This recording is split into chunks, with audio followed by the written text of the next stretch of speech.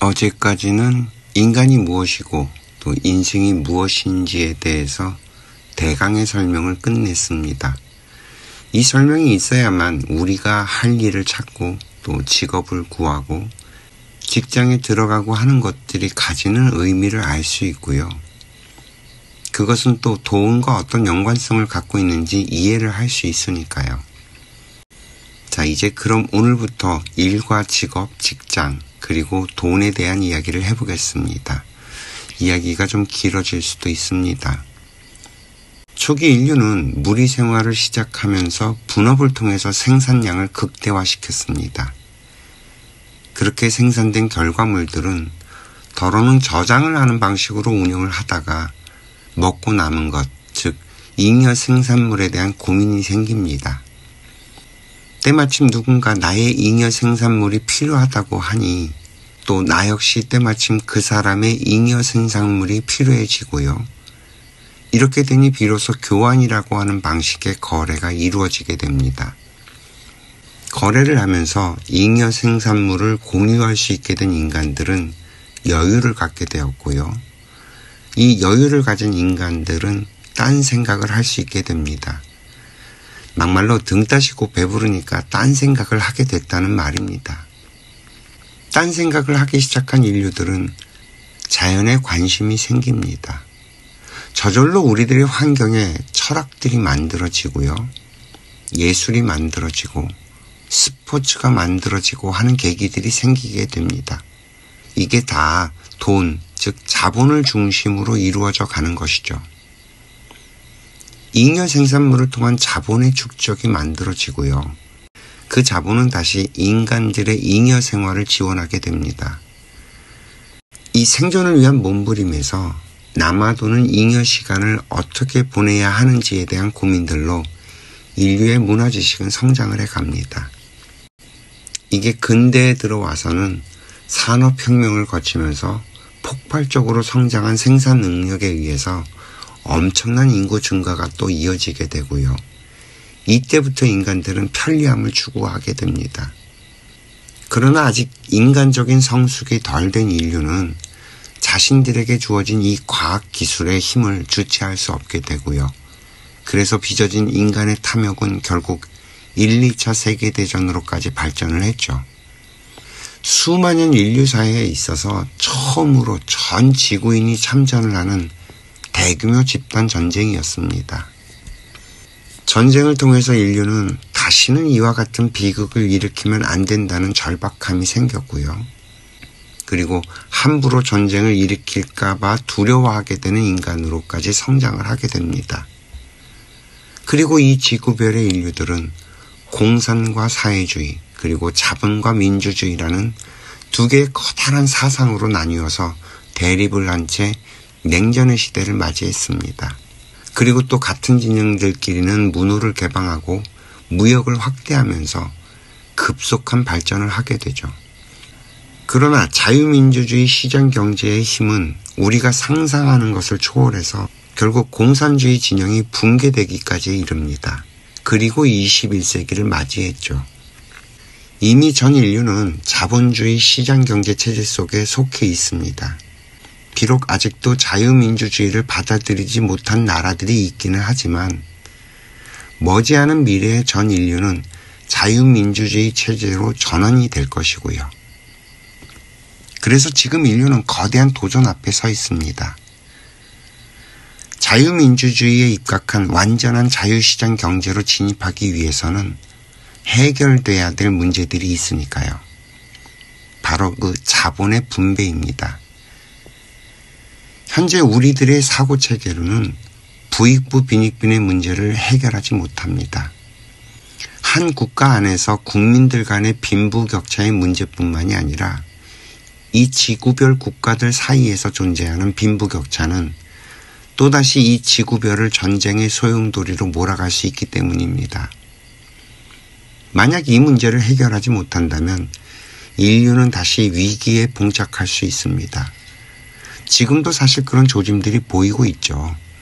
우리는 우리가 살아가는 이 세계의 틀을 어느 정도는 이해해야만 우리가 해야 할 일들이 눈에 보이기 시작을 합니다. 지금 우리들이 알고 있는 20세기까지의 직업교육 같은 것들은 전부 다 근시안적인 방법입니다. 그 시대에 맞는 방법들이라는 거죠. 세상이 이미 이렇게 거대해졌는데 어떻게 그 직업교육을 받고 평생 일을 하는 삶을 고민하나요? 그리고 그런 단순한 직업을 가르치는 일로 먹고 사는 사람들이 이 사회에서 대접까지 받고 산다는 것 자체가 참 신기하다는 생각을 하게 됩니다. 20세기까지는 그게 먹혔죠. 그러나 21세기는 불가능합니다. 21세기는 새 판을 짜야만 됩니다.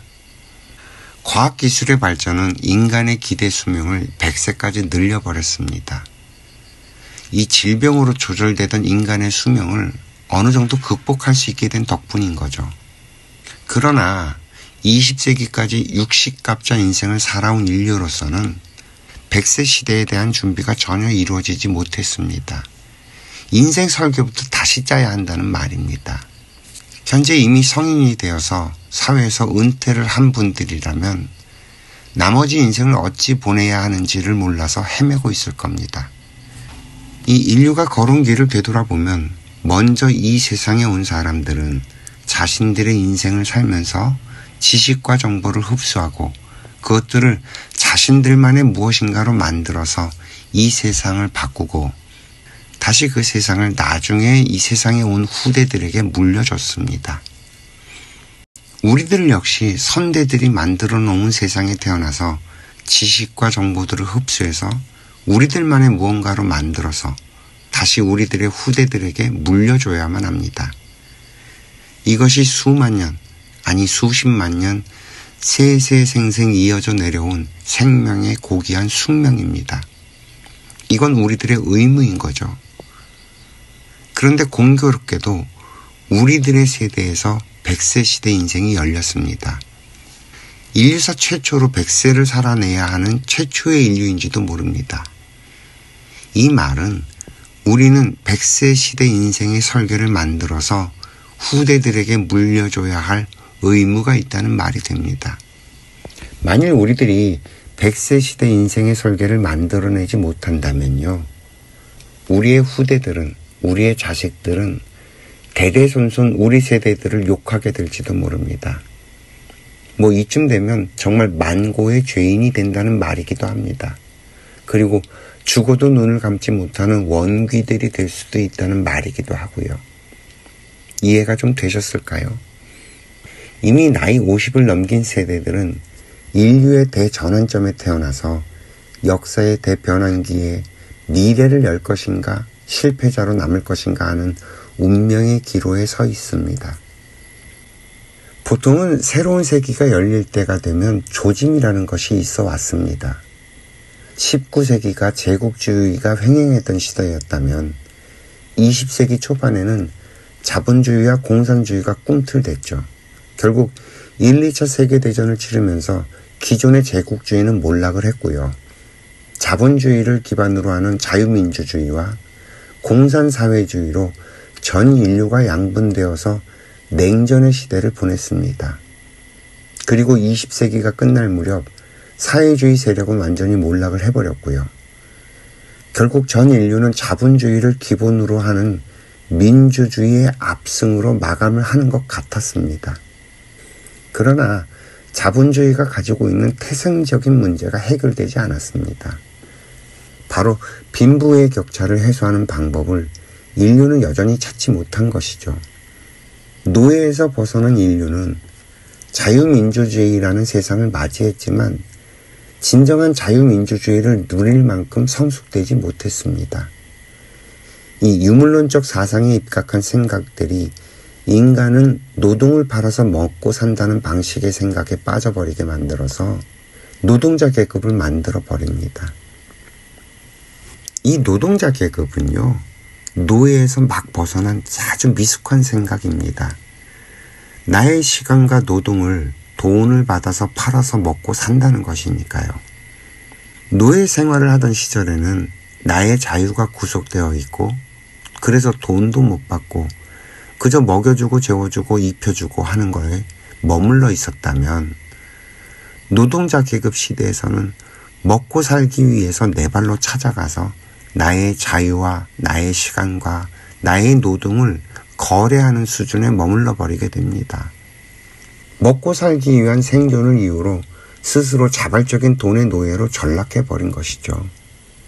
20세기까지는 과도기라서 그럴 수 있다고 하지만 과학기술의 발전은 AI와 로봇이라고 하는 새로운 형태의 노동력을 확보하기에 이르렀습니다. 우리가 노동을 팔아서 먹고 사는 동안 인류는 더 이상 노동을 하지 않아도 되는 시대로 변화해 가고 있다는 말입니다. 우리가 스스로 노동자라는 생각의 틀에 갇혀버리게 되면 그러한 인류들은 이제는 이 세상에서 도태가 될지도 모릅니다.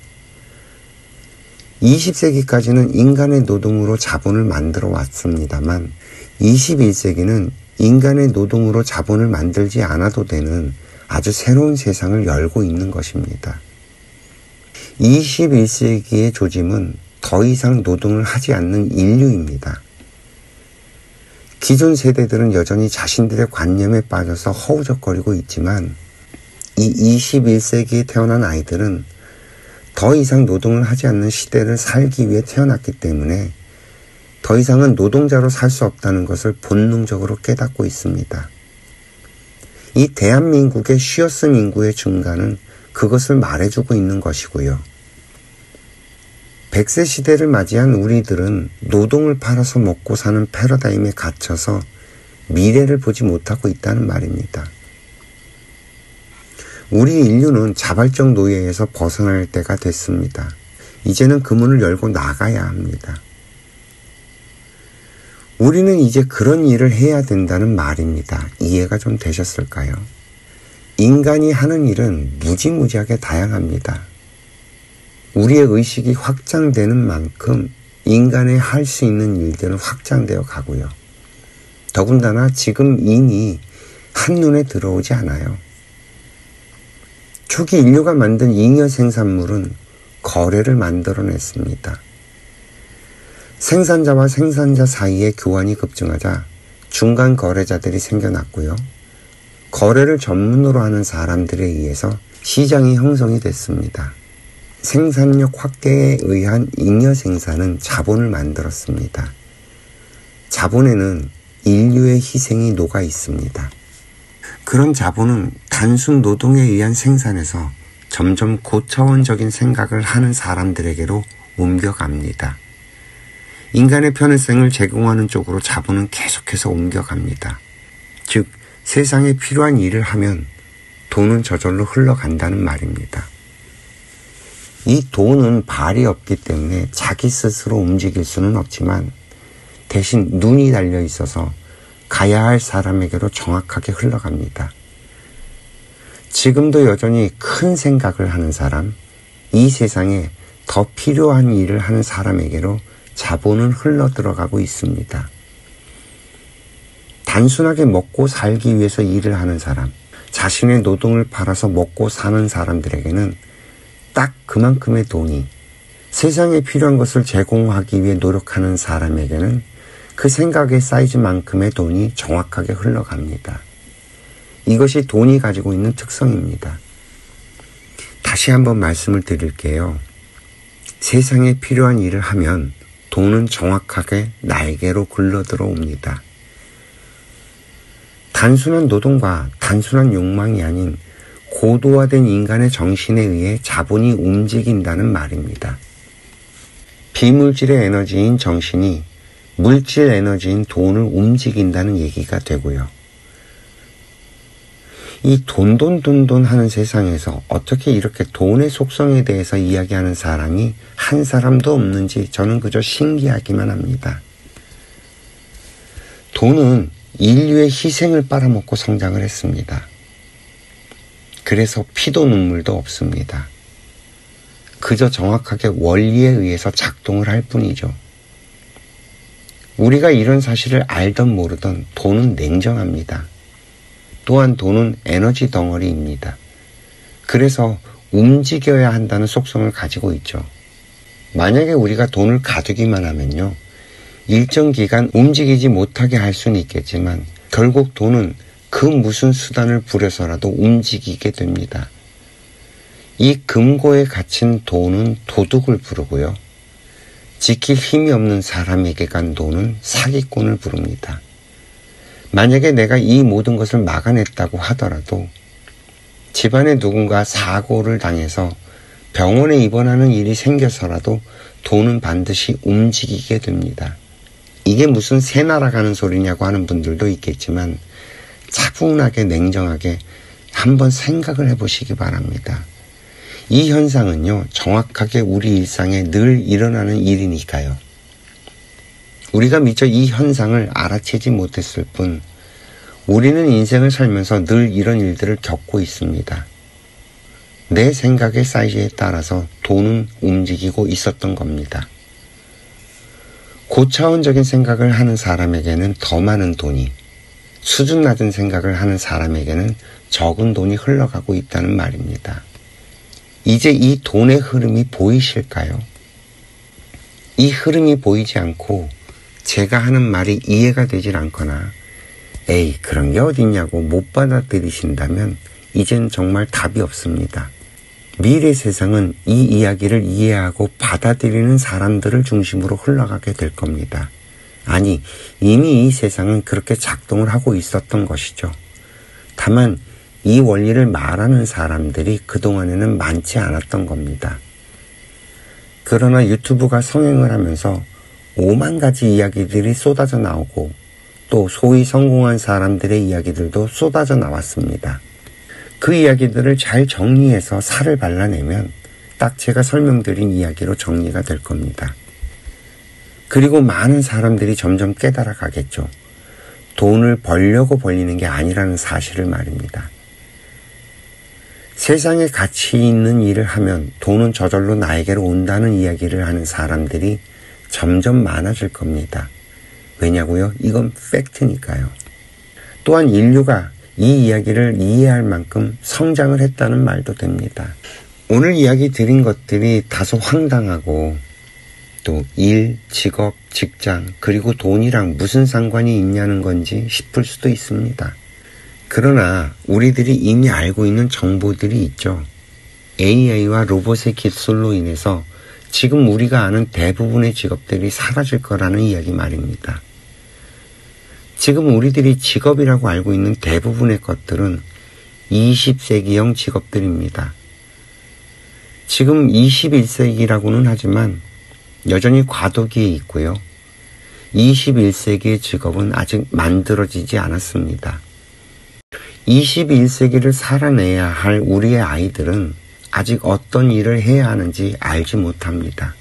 그저 과도기를 견디면서 경험을 쌓는 수준 정도에 머무를 수밖에 없죠.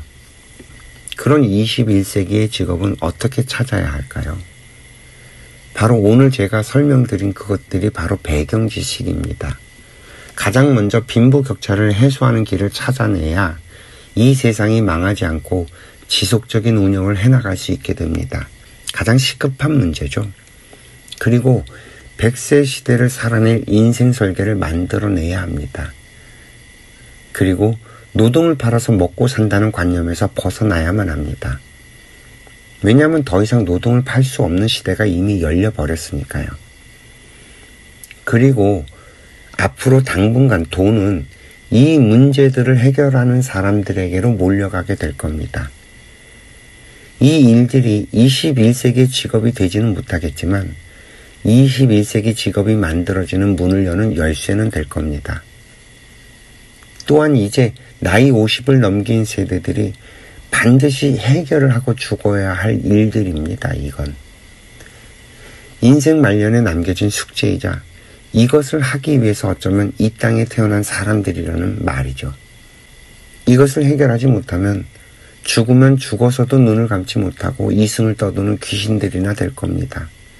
왜냐고요? 자손들에게 쪽팔려서요. 엉망진창인 세상을 후대에게 물려주고 정말 눈이나 제대로 감을 수 있겠어요? 아무튼 오늘 이야기는 여기까지 하겠습니다. 내일 또 뭐 생각나는 대로 이야기를 해보죠. 시청해 주셔서 감사하고요. 행복하세요.